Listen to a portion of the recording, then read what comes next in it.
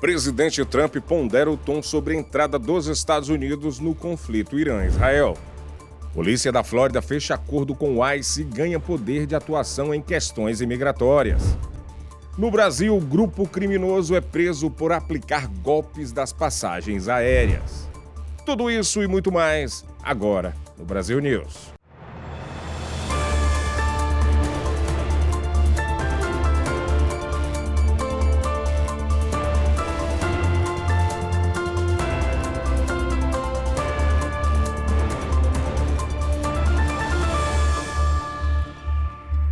Boa noite. No sexto dia da escalada do conflito no Oriente Médio entre Irã e Israel, o presidente Donald Trump ponderou o tom sobre uma possível ofensiva contra o Irã. Vamos ouvir um trecho do que ele disse. Do it. You don't know. I may do it. I may not do it. I mean, nobody knows what I'm going to do. I can tell you this, that Iran's got a lot of trouble. Também nesta quarta-feira, o líder supremo do Irã respondeu à exigência de rendição dos Estados Unidos. O líder supremo do Irã, Ayatollah Ali Khamenei, disse em um discurso gravado de televisão nesta quarta-feira que rejeita a exigência do presidente Donald Trump de rendição incondicional. Khamenei foi além. Disse que qualquer intervenção militar dos Estados Unidos será, abre aspas, acompanhada por danos irreparáveis, fecha aspas. Na Flórida, a cidade de Miami aprovou uma parceria com o ICE. A medida permite que policiais municipais atuem em questões de imigração. A repórter Lorena Gomes tem as informações. A comissão da cidade de Miami aprovou por 2 votos a 3 o acordo com o Serviço de Imigração e Controle de Alfândegas, o ICE, para integrar o polêmico programa federal que autoriza policiais locais a realizarem funções limitadas relacionadas à imigração. A medida permite que os agentes interroguem e prendam suspeitos que violarem leis migratórias, mas tudo sob a supervisão do ICE. A decisão foi tomada na terça-feira. Para grupos de direitos civis, a parceria pode aumentar o medo, reduzir a confiança na polícia e incentivar a discriminação racial com base na aparência. Já os defensores da medida dizem que a cidade precisa cumprir leis estaduais e evitar possíveis sanções do governo da Flórida.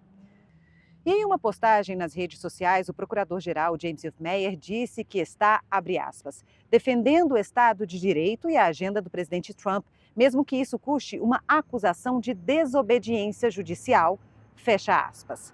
A declaração acontece após ele ser acusado na terça-feira pela juíza Kathleen Williams de ignorar a suspensão de lei de imigração estadual. A medida, bloqueada em abril, previa a prisão para imigrantes sem documentação que entrassem ou reentrassem no estado. Segundo a magistrada, Eve Meyer tentou burlar a decisão ao enviar um memorando dizendo que a polícia poderia continuar aplicando a lei mesmo com a suspensão em vigor. Como consequência, Eve Meyer não recebeu multa ou prisão, mas terá que enviar relatórios quinzenais ao tribunal a partir do dia 1º de julho, detalhando qualquer prisão ou detenção ligada à lei bloqueada. A justiça alerta que novas violações podem resultar em sanções mais duras. E um imigrante indocumentado foi preso depois de atropelar e matar um pedestre em Kissimmee. Segundo a polícia, o hondurenho Jairo Leonardo Pena Espana, de 21 anos, fugiu sem prestar socorro. A patrulha rodoviária da Flórida confirmou que ele dirigia sem carteira de motorista. Ele está detido no condado de Osceola e responde por várias acusações criminais relacionadas ao acidente e à fuga. Pena Espana também está sob custódia do ICE, que emitiu uma ordem de detenção por conta do status migratório irregular do suspeito. A prisão aconteceu na semana passada, mas a polícia só divulgou o caso na terça-feira. E uma grande operação conjunta estadual realizada na terça-feira resultou na prisão de 44 suspeitos em várias regiões da Flórida Central. Deste número, 6 foram detidos em Orlando pela polícia local, com aproximadamente $4 mil em mercadorias recuperadas no condado. De acordo com o Departamento de Execução da Lei da Flórida, no total foram apreendidos mais de $207 mil em itens roubados. A operação faz parte de um esforço maior para combater grupos criminosos que atuam em esquemas de roubo organizado no comércio. A polícia ainda detalhou que os suspeitos estavam sendo monitorados há meses. E um cachalote, uma espécie de baleia, precisou ser submetida à eutanásia após encalhar em uma praia em Miami. O cachalote, de cerca de 4 metros de comprimento, foi encontrado encalhado em uma praia do condado de Miami-Dade na terça-feira. Por causa da condição crítica, o peixe, que é de uma espécie de baleia dentada, precisou ser submetido a uma eutanásia pela equipe da Administração Nacional Oceânica e Atmosférica, NOAA. O animal foi levado para um laboratório em Miami, onde será feita uma necrópsia. Os especialistas acreditam que a baleia pode ter sido separada da mãe ou ter adquirido alguma doença.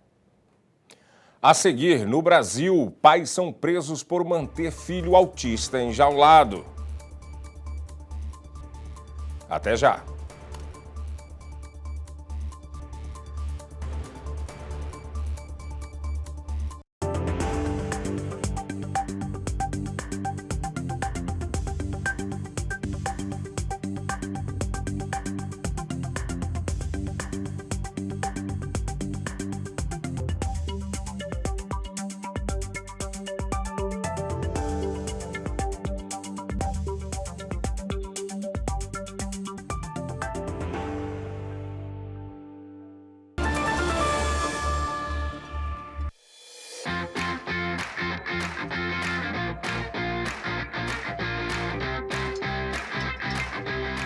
Mimoso traz para a sua mesa o autêntico sabor de Minas Gerais.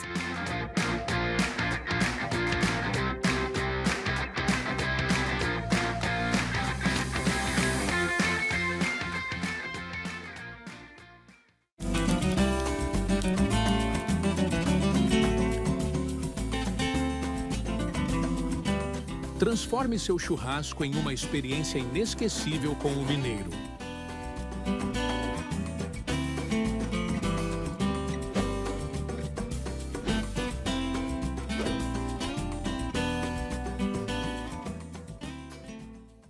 Essa é a história da receita caseira do pão de queijo Forno de Minas.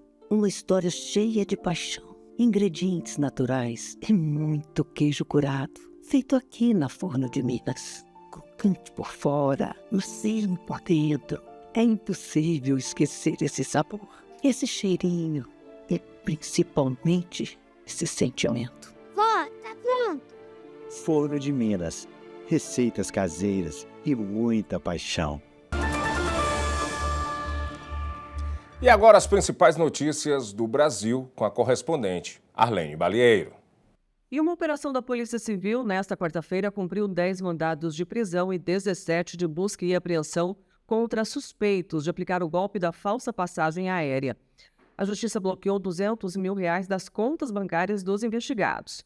Relatos das apurações dão conta que as vítimas foram atraídas por anúncios com promoções relâmpago de passagens aéreas nas redes sociais, mas que alguns só descobriram que tinham sido encaminhados para um site falso após realizar o pagamento. Outros ao chegarem no aeroporto. As investigações que tiveram início em novembro do ano passado, após denúncias, revelaram ainda que o grupo criminoso atuava há pelo menos 3 anos e que fizeram vítimas nos estados do Ceará, Bahia, Amazonas, Mato Grosso e no Distrito Federal. E em Minas Gerais, um grupo especializado em roubos de cargas dos Correios e do Mercado Livre foi preso pela Polícia Federal.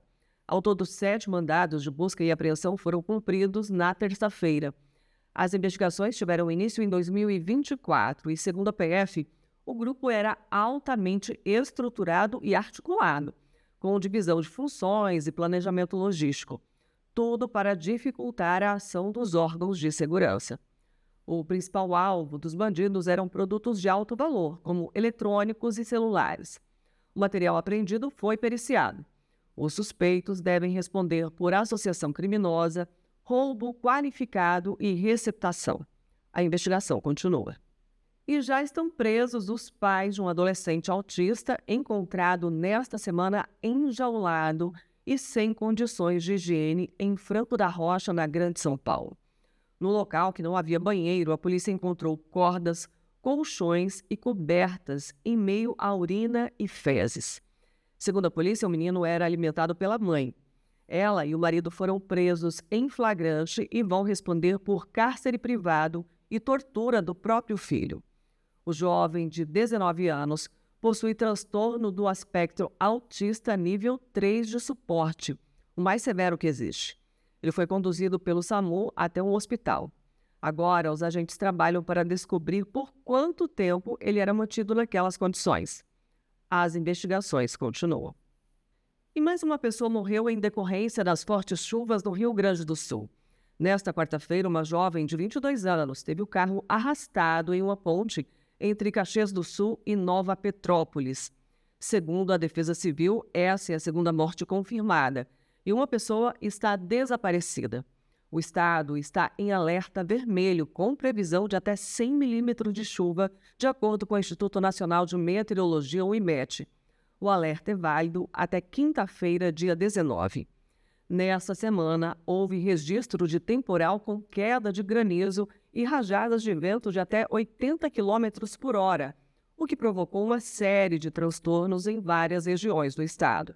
Pelo menos 33 municípios tiveram alagamentos, deslizamentos, além de danos em residências, estradas e pontes.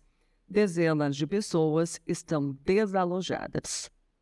E o último grupo de políticos que estava em Israel deixou o país nesta quarta-feira.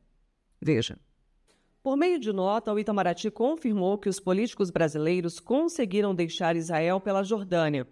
O grupo é formado por 28 brasileiros, entre eles uma funcionária da representação diplomática de Israel.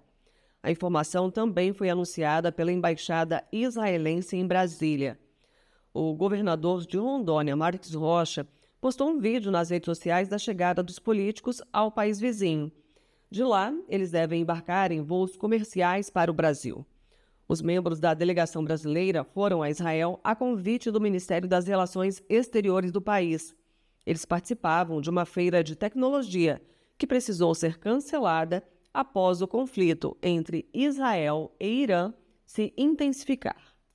Veja agora a cotação do dólar frente ao real.